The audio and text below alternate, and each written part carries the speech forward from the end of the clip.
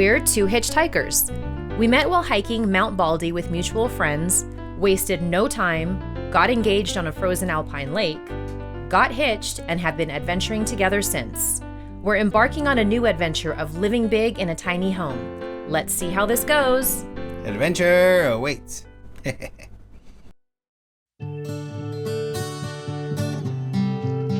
Welcome to spring. It literally just came overnight. I think 2 days ago we had snow in the evening, and then it was a beautiful clear night and the sun came out, and it hasn't gone away since. Now, I know we will get some rain in the next few days. However, spring has definitely sprung and we feel it in the air, and we even have a bounce in our own steps. We're getting into a new groove because, as you know, Ruben is now working regular hours, and I've been asked how he's doing, if he's loving it. So, well, why don't we just go ask him? All right, so this clutch is so heavy, I have to use a crane.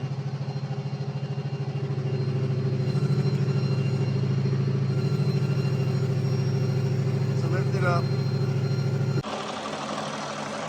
Look what I did. It's running. Boom. So yes, I think that answers that. He's loving where he works. He is loving what he's doing. He comes home very tired, but always good days. And as far as myself, I am healing up quite well. I could not be happier. Honestly, I think it's been about 6 or 7 weeks since I fell off that ladder. And it was pretty scary. And now I'm getting around just fine. I'm doing what I can. And as long as I'm not doing any, heavy deadlifts or major squats, I won't be hitting up the squat rack anytime soon, nor will I be running any mountain marathons anytime soon. I feel good. So I'm going on longer walks, I'm doing small hikes, and I'm staying busy around here getting done what I can. So let's show you what we've got going on right now. Well, good morning. It is, I think, roughly 8 o'clock right now, and I am slow going this morning. I had 1 cup of coffee and that wasn't enough, so I'm waiting for the second cup to finish. It's on the fire right now on the camp stove. And my goal for the morning is to get some wood staining done. We have a beautiful 71-degree day forecasted, but we also have some wind gusts forecasted for later on. So my hope is to get the staining done. I made my own stain, and I'll explain a little bit more how to do that later if you're interested. But I want to get this done, and hopefully the sun and fresh air will cure it, and we can go ahead and use this wood for the project that it's intended for, which, by the way, Ruben is going to make some barn doors for the restroom section. So I am going to be doing the stain for that barn door contraption. But as soon as the coffee is done, I'm going to start with that and hopefully get the staining done this morning.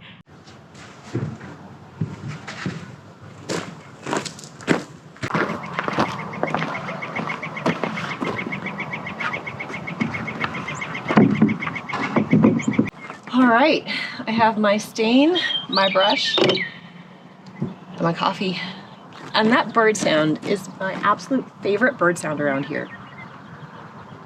I have to look up what they are. I don't know, are you a twitcher? Do you know? Because this is my favorite bird sound. It makes me so happy whenever I hear that. They usually come out in the morning and in the evening. Okay, so this wood stain actually is just vinegar and a piece of rusty metal in there. So you just put the pieces of rusty metal, you can use some nails, just make sure that they are steel nails and not aluminum or coated with anything. I can't compete with that bird. It's just so beautiful. There's another one answering it further away somewhere. Anyhow, you let this sit for a couple of weeks. This will give the wood a more distressed or aged look, which is what we want. And then once this stain sets in, I can then do a final coat with the linseed oil. So basically, this entire process is going to not put off those noxious gases and chemicals. It's going to be much more eco-friendly and better for our lungs, for our head, for everything. So it's just non-toxic, basically. And it's way cheaper, and I don't know, I just prefer always a DIY version that I know is just going to be healthier for it. So that's what this is. I do need to get some sandpaper because I have to do a light sanding before I apply this. Coffee. All right, I just did a very, very easy light sanding because we are okay with the little dings and everything. I just want to get the splinters off and just make it a nice semi-smooth surface for this stain. So I'm gonna pop this open now. And it is this bluish color, which over time it will start to turn a little darker. So if you do this, you throw some nails in there, come back and it's darker, that's a-okay. What happens is you have these little pieces of metal that are just starting to like fall off. The vinegar basically eats away at the metal, but it makes for what I think is a beautiful stain. I've done it many times before. So anyway, let's get to it.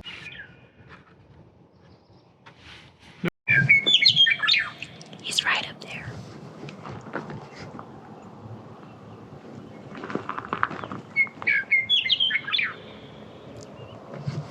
Dang it, I scared him. So you can already sort of see the difference in the two pieces. This is the one that has been stained. It's been sitting here about 10 minutes. And then this is the raw pine that has not been stained. And then since I opened the jar, you can actually see this starting to turn color. So it's oxidizing a bit, and that is exactly what's happening on this end. Now, I know there are other ways that you can do some natural stains if you want to darken the wood. I know, for example, if you use rosemary and or coffee, those will tend to darken it. I'm not sure of ones that will actually make it more of a honey color. I would go in the direction of maybe chamomile or something like that, but you'd have to do some more research. But anyway, there are many possibilities for you to do some staining using more natural methods rather than getting the toxic stuff that is at the hardware store. However, those do their job and they last, you know, a lot longer. This stain will work for a long time, but when I go over it with the linseed oil, which will make it waterproof, which is great for the bathroom, it will need a second coat probably in about a year of a little bit more linseed oil. So those ones that you buy at the hardware store, for example, you likely will never have to do another coat, but you know, you just have to weigh the pros and cons. So this is the way we're doing it, but so far, so good.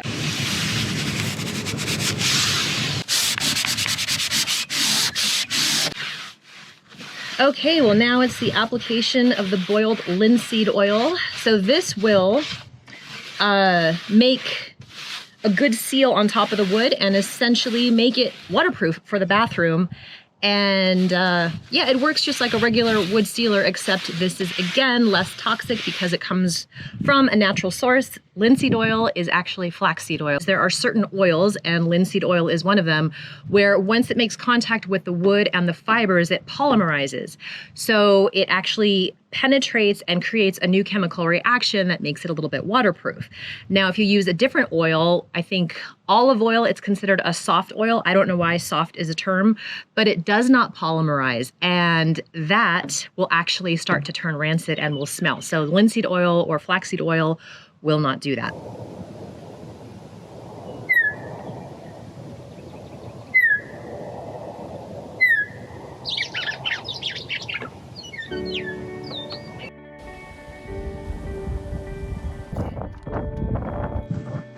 So I'm gonna tilt this. What you're gonna do is just stab the blade underneath, okay?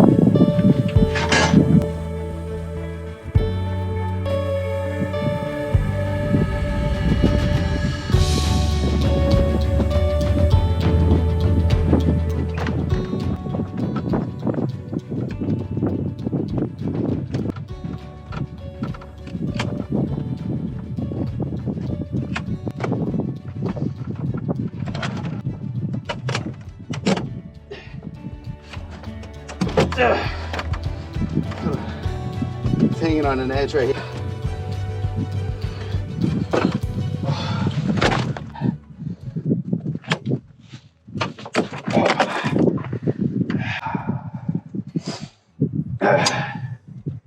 Very heavy. Yes, that's pretty nice. Do you want me to remove these pieces? Yeah. Because then I feel like once you put it down. Move them.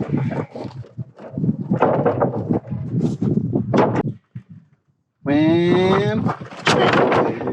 Yes. All right, so what was all that about? Well, as you know, I like wine. Just kidding. Well, we all know that I like wine. However, this is actually filled with water. So we filled it up elsewhere, and it was quite the heavy lift for Ruben because unfortunately I couldn't do much considering my strength level right now. But it was good moral support for him, and he did an excellent job. So thank you, Ruben, for handling that like more than a champ. This sucker was heavy. So as you all see here, we have a hose and we have this power cord that goes inside. So what is going on here? Well, this power cord, there's a pump in there. So we are actually pumping our water to go inside the house from this barrel. All right, so we still do not have running water. Now, the way we've been getting by with showers and doing dishes is using a camping shower system. So this is obviously an interim system, and we're hoping that this summer we will have the power fully complete. So if you look over my shoulder, well, you can't see it over there.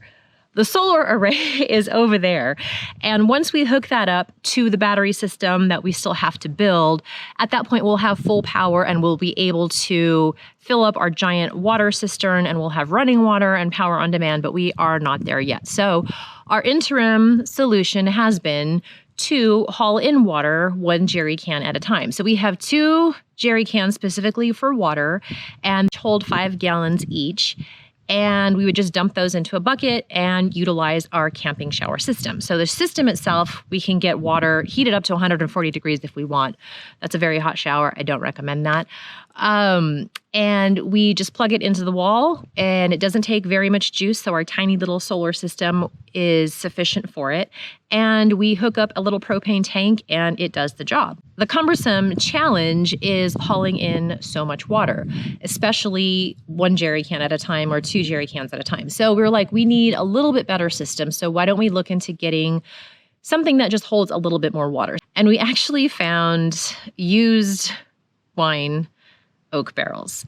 So we're using this used oak barrel as our water cistern for the time being.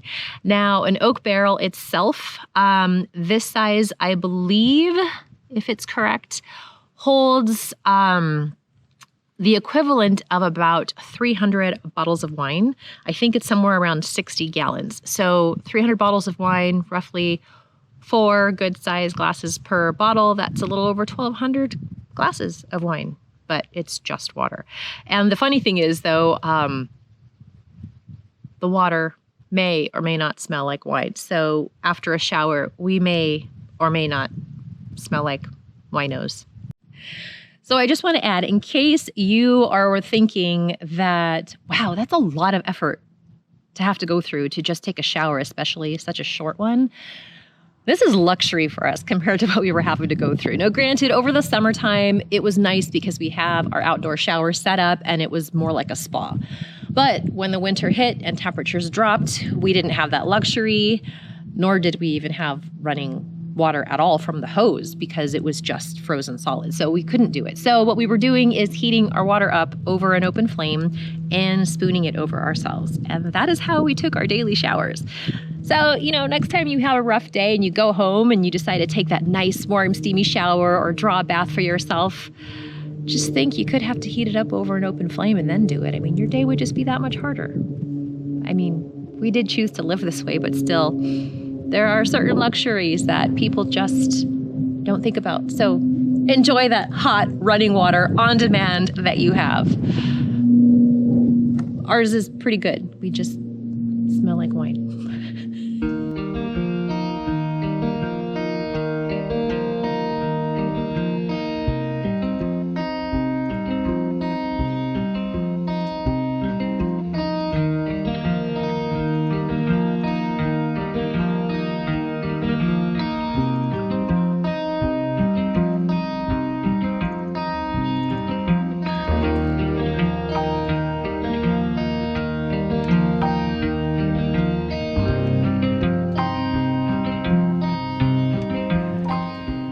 Well, as you can see, these stained doors are still here, or the planks for the doors are still here. So we're waiting on a piece of hardware.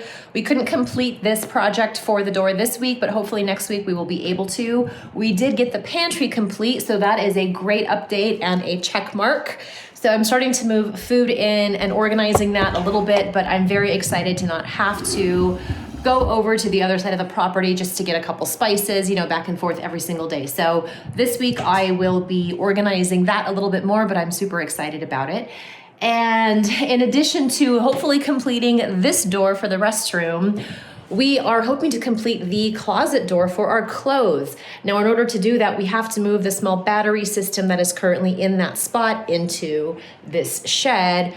But to do that, Ruben has to trench a line to run the electric wire and all of that scientific madness into here. So he's currently working on the trench. Hopefully we get that done within the next couple of days and we'll have a closet to update you on. The other things we're working on is getting some planting going. So spring is here. We're super excited. It was a nice sunny day today. I actually wore shorts and yeah, good things happening. So check back next week. And as always, thank you so much for watching. We really appreciate your time. I know this video is a little haphazard with things not necessarily being complete, but this is our life right now. We're trying to, just figure it out, but we're getting into that groove. So we'll see you next week.